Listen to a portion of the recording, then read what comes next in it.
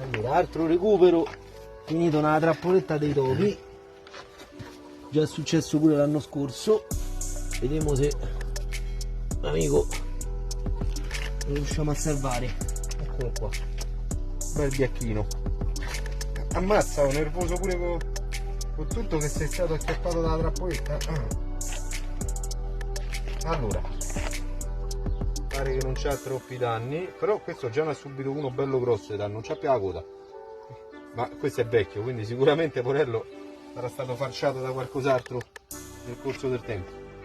Lo prendiamo e lo liberiamo. Anzi che sia abbastanza calmato, se da fuori di stare lì nella trappoletta. Dai che ti riprendi, dai che ti riprendi. Che brutto che la coda mostrata.